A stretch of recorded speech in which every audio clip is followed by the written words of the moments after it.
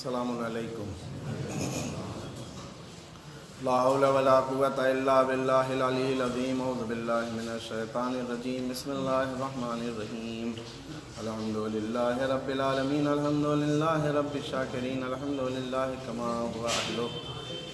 الصلاۃ والسلام علی اشرف الانبیاء والمرسلین وخاتم النبیین نبینا وشفیع ذنوبنا وحبیب قلوبنا وطبیب قلوبنا مولانا و مولا الکونین جد الحسن والحسین بالقاسم محمد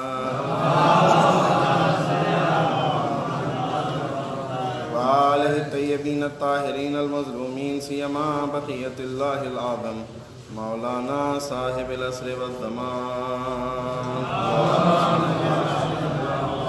ولعنۃ اللہ علی اعدائہم اجمعین من الآن الی یوم الدین. قال اللہ تبارک و تعالی فی القرآن الحکیم وهو اصدق الصادقین. ان اکرمکم عند اللہ اتقاکم. صلوات پڑھیں محمد و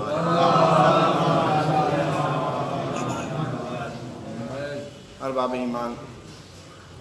پروردگار حکیم اپنی عظیم کتاب قرآن مجید میں ارشاد فرما رہا ہے کہ ان اکرمکم عند اللہ اتقاکم، کہ دیکھو تمہارے درمیان میں سے وہ صاحب عزت ہے، وہ صاحب اکرام ہے، اس کا احترام زیادہ ہے کہ جس کا تقوی زیادہ ہو.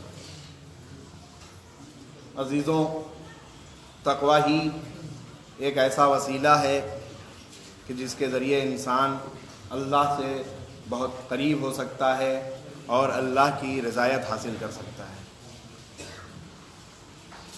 ہر مومن، ہر بندہ خدا کہ جو اللہ پہ ایمان رکھتا ہے، خدا پہ ایمان رکھتا ہے، اس کے دین پہ ایمان رکھتا ہے، اس کے رسول پہ ایمان رکھتا ہے، اس کے بھیجے ہوئے انبیاء کرام مرسلین اعظام پہ ایمان رکھتا ہے، اس کے بھیجے ہوئے امامان معصومین پر ایمان رکھتا ہے، تو وہ بندہ، وہ انسان، وہ صاحب ایمان یہی چاہتا ہے کہ اللہ کی کسی طرح سے رضایت حاصل ہو جائے.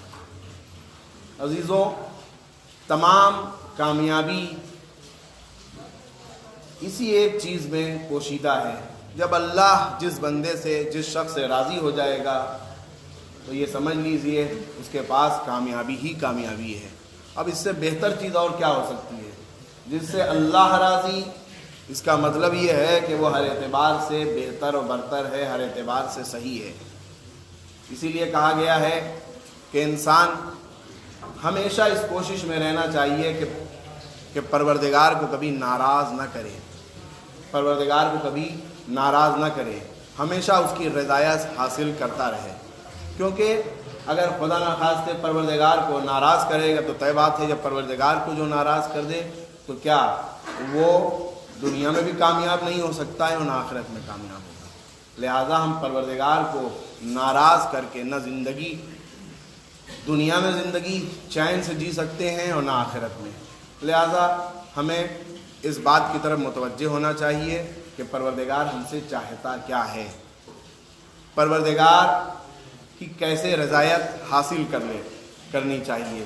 عزیزان گرامی، یہ والی بات بھی یاد رکھنے کی ہے. انسان دیکھا ہوگا غافل ہو جاتا ہے، اور جب غافل ہو جاتا ہے تو اسے کچھ سمجھ میں نہیں آتا ہے کہ وہ کیا کر رہا ہے، کیا نہیں کر رہا ہے. جب کوئی ایسی چیز اسے متوجہ کرتی ہے، کوئی ایسی بات اسے متوجہ کرتی ہے تو وہ بیدار ہوتا ہے. اسی لیے کہا گیا ہے کہ ہمیشہ بیدار رہنا چاہیے، غفلت کا شکار نہیں رہنا چاہیے. اسی سلسلے سے مولا کائنات حضرت علی علیہ السلام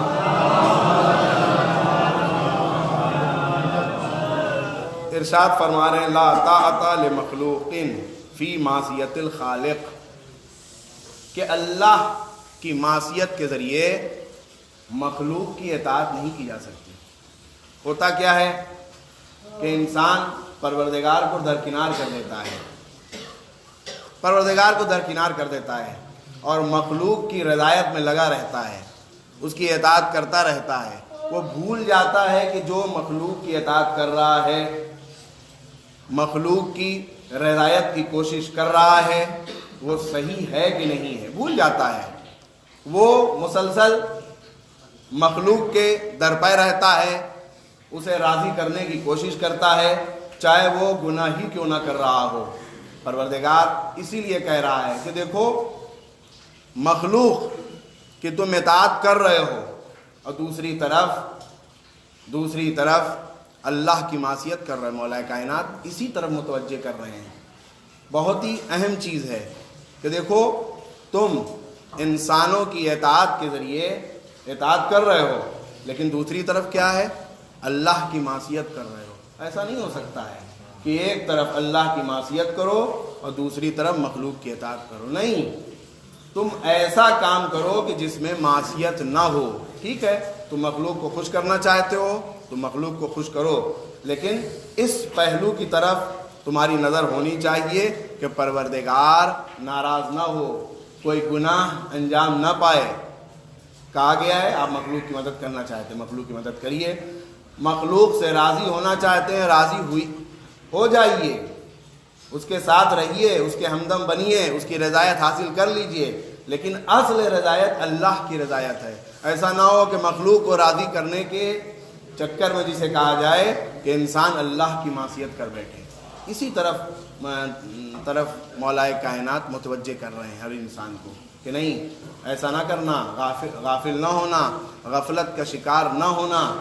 عزیزان گرامی، ان تمام چیزوں کو اگر آپ ایک نظر میں دیکھیں گے کہ اگر انسان متقی اور پرہیزگار ہے تو طے بات ہے جب متقی اور پرہیزگار ہوگا تو ہمیشہ کوشش کرے گا کہ اللہ کی رضایت حاصل کی جائے. اسی لیے ایک مقام پر اور مولا کائنات حضرت علی علیہ السلام ارشاد فرماتے ہیں التقیٰ رئیس الاخلاق، تقوی تمام اخلاق کا راس و رئیس ہے. مراد کیا ہے؟ مراد یہ ہے کہ اگر انسان بااخلاق بننا چاہتا ہے، اخلاق حسنہ سے مزین ہونا چاہتا ہے تو اسے تقوی اختیار کرنا پڑے گا. بغیر تقوی کے انسان بااخلاق نہیں بن سکتا ہے، اچھے اخلاق والا نہیں بن سکتا ہے.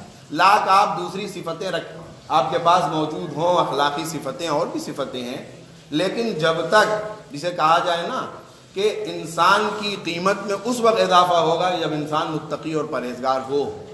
مثال کے طور پر لاکھ سب کچھ ہو، اگر متقی نہیں ہے، پرہیزگار نہیں ہے، نماز نہیں پڑھ رہا ہے، روزہ نہیں رکھ رہا ہے، سامنے کی چیزیں جو اللہ کی ہیں بتائی ہوئی ہیں اسے انجام نہیں دے رہا ہے، واجبات پر عمل نہیں کر رہا ہے، محرمات کو ترک نہیں کر رہا ہے، لیکن دوسری صفت اس کی ہے، اسے سامنے ایسی ہے. مثال کے طور پر سخی ہے، طے بات ہے. تو جب سخی ہے انسان، ایک صفت ہے نا، صفت ہے، اخلاقی صفت ہے، سخی ہے تو انسانوں کے لیے سخاوت سے کام لے رہا ہے، لیکن دوسری طرف کیا کر رہا ہے؟ اللہ کی معصیت کر رہا ہے. تو عزیزان گرامی، ایسا انسان بے قیمت ہو کے رہ جائے گا، اس کی کوئی حیثیت نہیں ہوگی اللہ کے سامنے. اسی لیے کہہ رہے ہیں کہ اگر جب انسان متقی اور پرہیزگار ہوگا اور متقی اور پرہیزگار کے ساتھ ساتھ دوسری صفتوں کو انجام دے گا تو اس کی شخصیت میں چار چاند لگ جائیں گے، اس کی قیمت بڑھ جائے گی. اسی لیے مولا کائنات ارشاد فرما رہے ہیں، اور اسی لیے مختلف مقامات پر متعدد جگہوں پر قرآن میں ارشاد ہو رہا ہے کہ دیکھو تقوی اختیار کرو، تقوی اختیار کرو.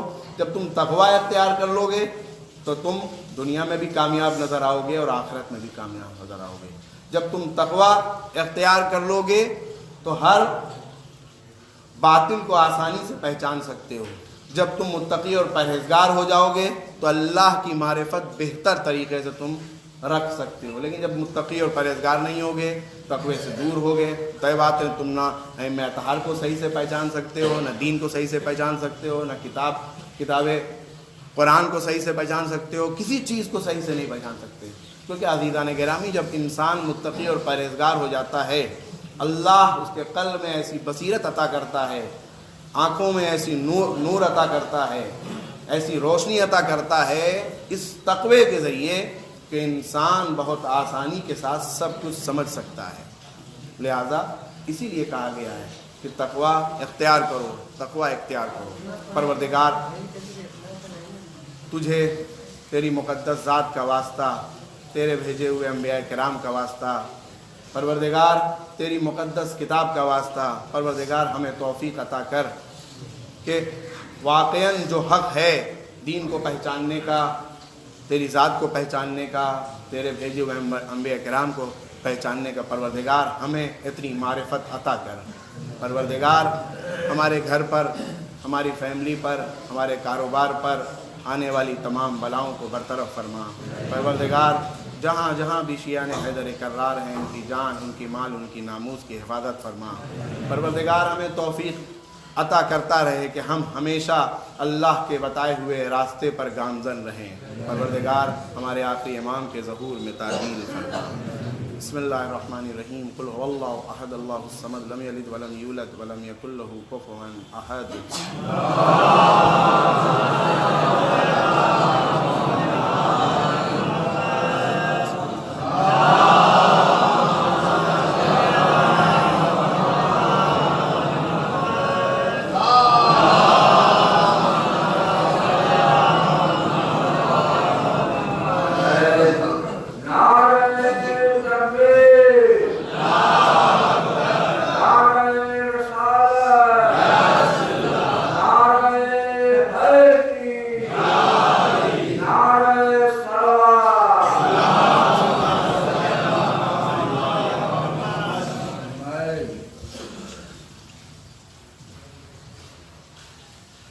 لا حول ولا قوة إلا بالله العلي العظيم۔ أعوذ بالله من الشيطان الرجيم۔ بسم الله الرحمن الرحيم۔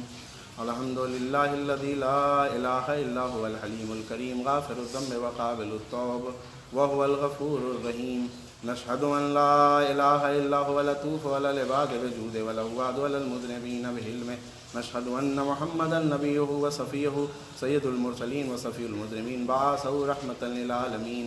ألا قد أمركم الله في محكم كتابه بالصلاة على نبيه وحبيبه، وقال تعليما لكم وتشريفا لصفيه، إن الله وملائكته يصلون على النبي يا أيها الذين آمنوا صلوا عليه وسلموا تسليما۔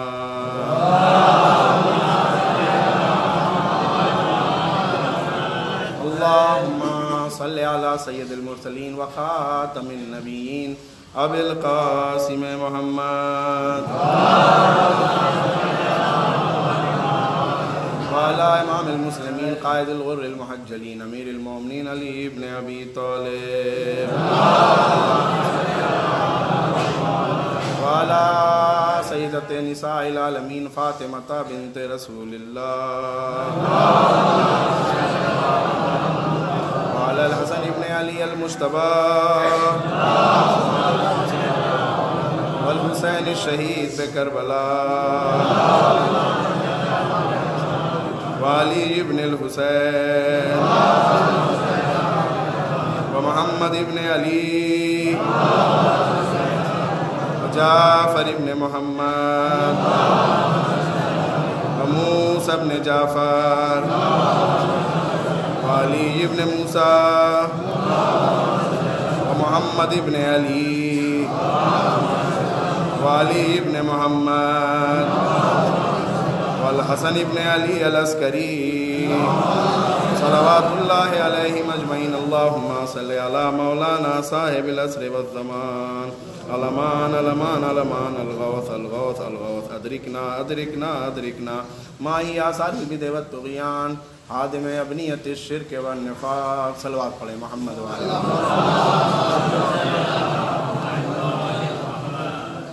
ارباب ایمان، سب سے پہلے میں اپنے آپ کو تقوی الہی کی دعوت دیتا ہوں، پھر آپ تمام مومنین کو۔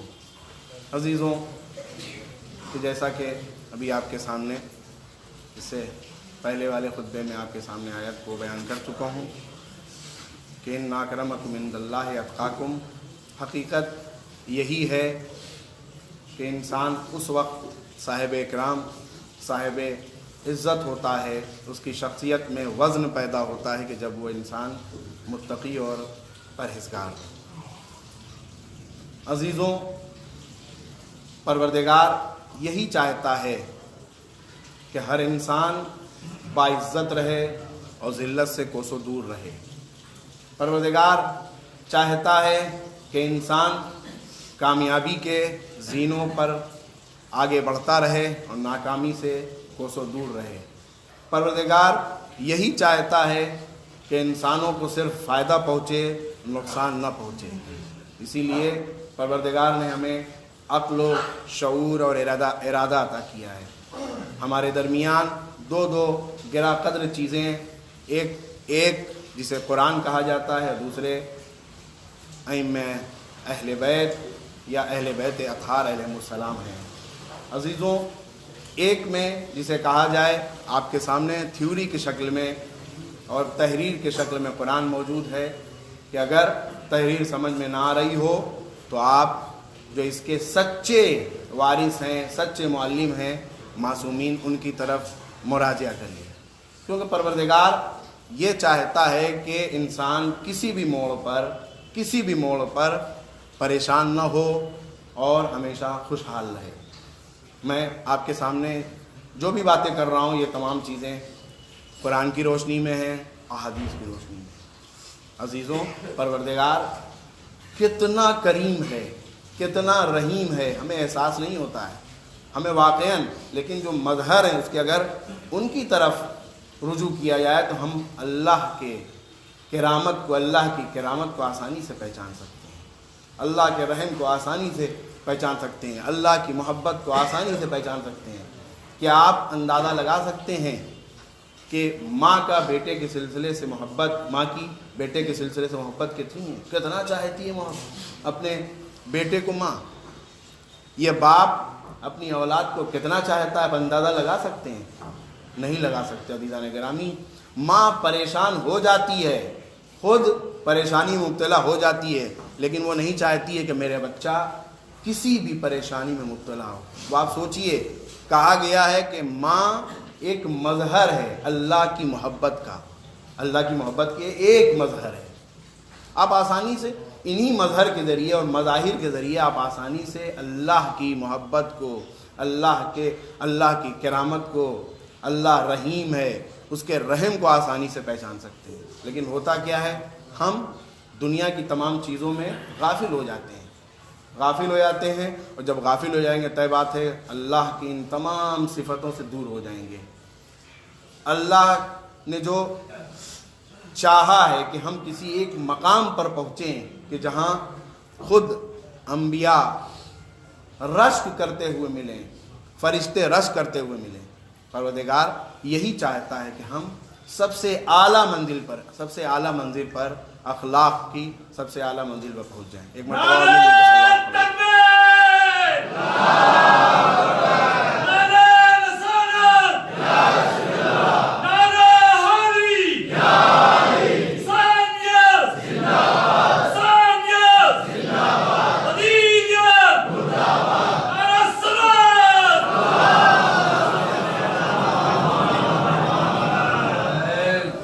مولا کائنات نہج البلاغہ میں حکمت نمبر 170 میں ارشاد فرما رہے ہیں، ترک ذنب احون من طلب التوبہ۔ عزیزان گرامی، بہت اہم ترین حدیثوں میں سے ایک حدیث ہے، چھوٹا سا فقرہ ہے۔ کیا کہہ رہے ہیں؟ ترک ذنب احون من طلب التوبہ، یعنی گناہ کو ترک کر دینا توبہ سے آسان ہے۔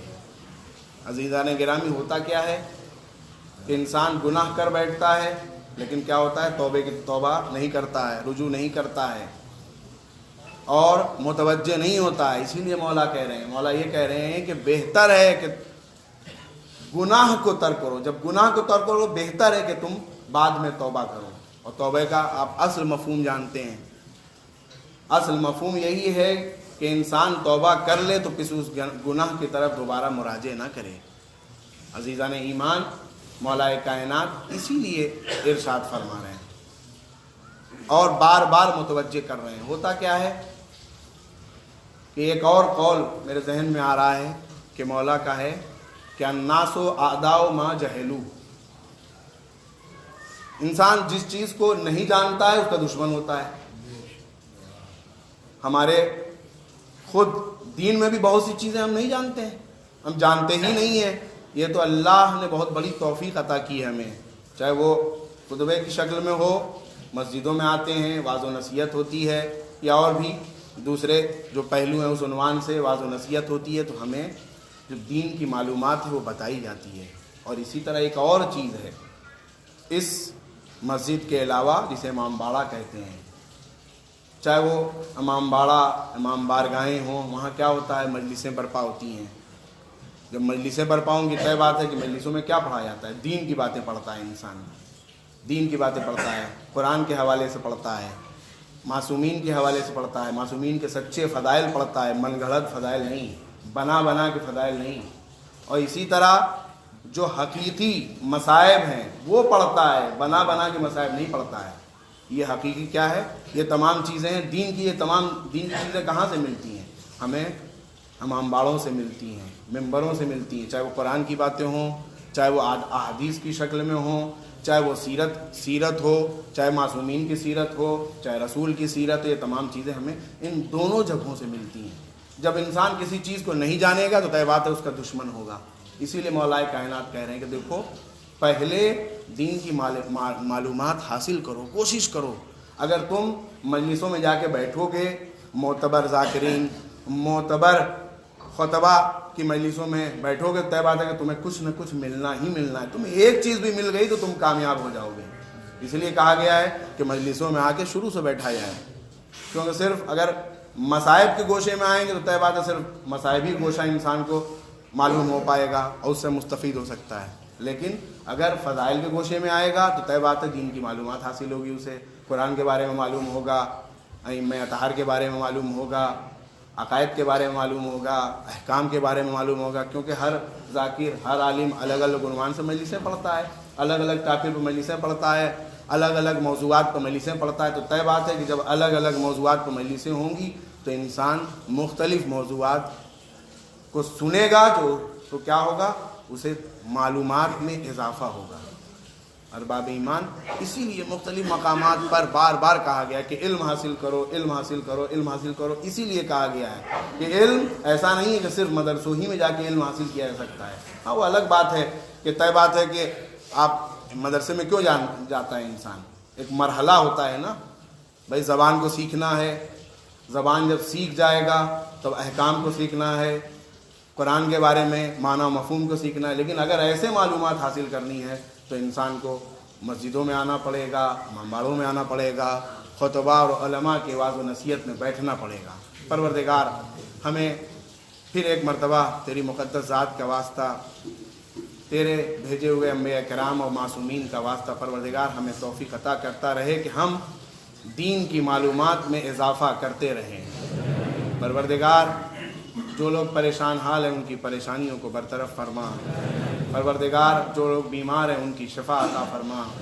پروردگار اس وقت جو وبا چل رہی ہے پوری دنیا میں، اس وقت وبا پھیلی ہوئی ہے، پروردگار جلد سے جلد اس وبا سے تمام بشریت کو نجات دلا. پروردگار ایک مرتبہ پھر جہاں بھی شیعہ عہد کرار ہیں ان کی جان، ان کی مال، ان کی ناموس کی حفاظت فرما اور ہمارے آخری امام کے ظہور میں تعجیل فرما.